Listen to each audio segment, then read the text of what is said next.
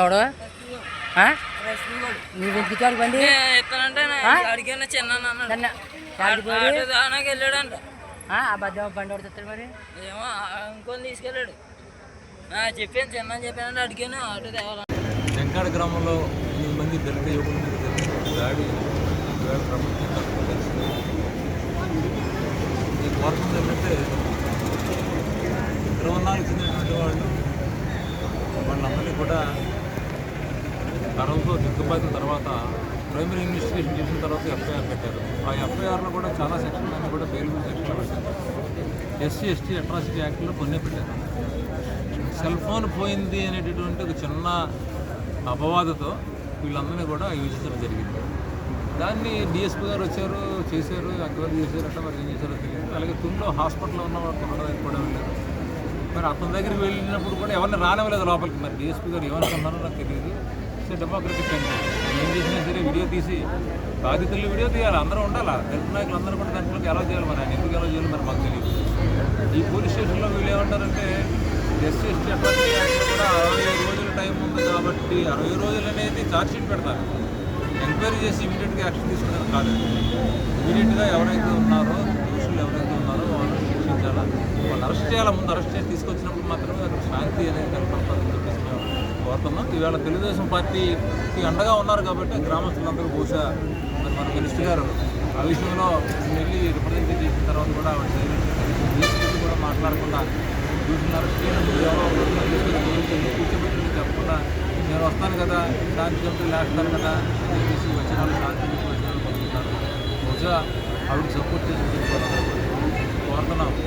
చట్ట ప్రకారంగా హోమ్ మినిస్టర్గా ఉన్నారని చెప్పేసి మేము గర్విస్తున్నాం ఇవాళ ఆవిడ చూసి. కానీ ఆవిడ చర్యలు మాత్రం చూస్తే అలా లేవు.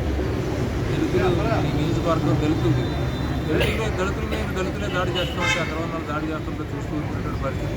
హోమ్ మినిస్టర్ మా అమ్మాయి అయ్యుండి కూడా మరి దురదృష్టకరమైన సంగతులు జరుగుతున్నా సరే అందులోనే డిఎస్పీ గారితో మాట్లాడి కొత్త చర్యలు తీసుకోవాలని పరిస్థితి పోయి నేను గ్రామానికి వస్తాను, మీరు శాంతి మీటింగ్ పెడతాను, శాంతి సంఘాలు వేస్తాను, అందరూ అన్నీ జరిగిపోయిన తర్వాత వచ్చి మంత్రాలు జరుగుతున్నట్టు తెలపగలరు. కాబట్టి మేము అడుగుతున్నాం ఇవాళ అందరినీ గవర్నమెంట్ కానీ డిఎస్పీ గారిని కానీ సీనియర్ ఆఫీసర్ కానీ డిమాండ్ చేసినట్టు ఇమీడియట్గా ఎవరినైతే మీరు సస్పెక్ట్ చేస్తున్నారో వాళ్ళని అరెస్ట్ చేయాలి. ఫోన్ దొరికింది, ఫోన్ ఎక్కడికి పోలేదు, ఎవడ బ్యాగ్లో ఉంది ఏంటి సంగతి అనవసరం. అది వాడి ఫోన్ వాడికి దొరికిపోయింది. వెళ్ళిన తర్వాత ఒక్కొక్క వస్తువు అందరూ పద్ధతి ప్రకారంగా ఉండవాలి. సో అలా ఉన్నాయి. ఫోన్ దొరికిపోయిన తర్వాత కూడా వాళ్ళని చెత్తకొట్టడం అనేది ఎంత దుర్మార్గం జరిగింది మేము భావిస్తున్నాం. కాబట్టి ఆ సెక్షన్స్ ఏవైతే పెట్టారో 60 రోజుల్లో పెట్టచ్చు, కానీ ఆయన యాక్షన్ తీసుకోవాలనుకుంటే మాత్రం ఇమీడియట్గా చేయొచ్చు. ఇది చాలా సందర్భాల్లో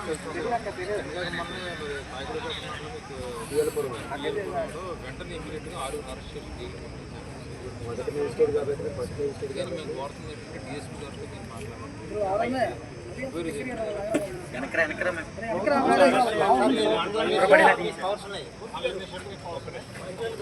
వాళ్ళు మాట్లాడిన వాళ్ళది జూమ్ చేస్తే మాట్లాడిన పడతాయా? జూమ్ చేస్తే విడిపోతుంది.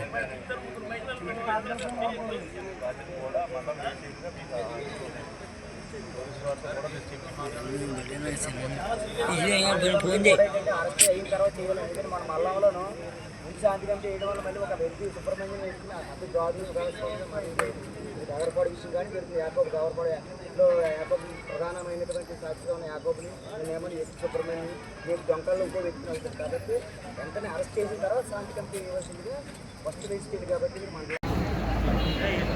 పైకరావుపేట నియోజకవర్గం అనకాపల్లి జిల్లా నక్కపల్లి మండలంలో ఉన్న దొంకాడ అనేటటువంటి గ్రామంలో 2 days బ్యాక్ దళితులు ఒక ప్రోగ్రాంలో టెంట్ హౌస్ వేయడానికి వెళ్ళినప్పుడు అక్కడ ఒక సెల్ ఫోన్ పోవడం జరిగింది. ఆ సెల్ ఫోన్ పోయిన తర్వాత దళితులే ఆ సెల్ ఫోన్ తీశారని చిన్న గొడవ స్టార్ట్ అయింది. ఈ గొడవ చిన్న గొడవ పెద్దగా 2 వర్గాల మధ్యన పెద్ద గొడవగా మారింది.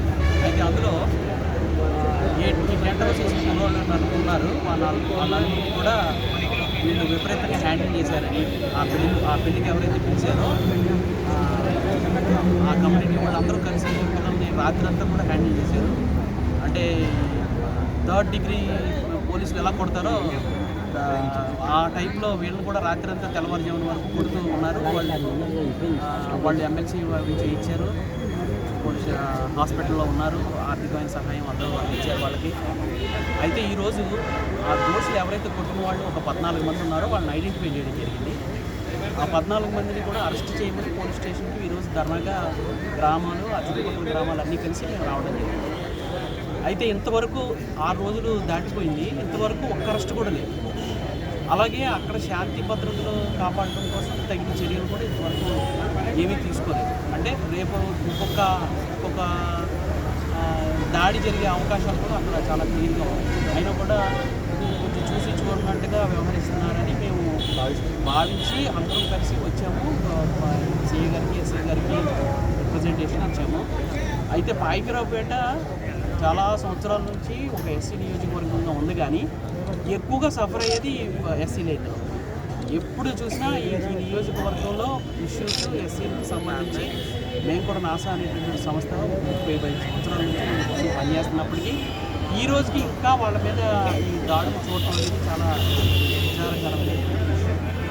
కాబట్టి హోంమంత్రి గారిని మేము ముఖ్యంగా ఈ నియోజకవర్గం నుంచి వచ్చారు కాబట్టి ఆవిడ కూడా ఒక దళిత సామాజిక వర్గాల నుంచి వచ్చిన వాళ్ళు కాబట్టి వీళ్ళు చాలా ఆశతో ఉన్నారు. ఆవిడ ఏదైనా న్యాయం చేస్తారని దయచేసి ఆ పిల్లలకి తగిన న్యాయం చేసి ఆ గ్రామంలో మళ్ళీ ఇటువంటి పనులు చేయకుండా ఈ 14 మంది ఎవరైతే ఉన్నారో వాళ్ళని కస్టడీలోకి తీసుకొని తగిన చర్యలు తీసుకొని ఎప్పుడు భవిష్యత్తులో రిపీట్ అవ్వకుండా చూడాలని మేము అందరూ రిప్రజెంటేషన్ చేశాం.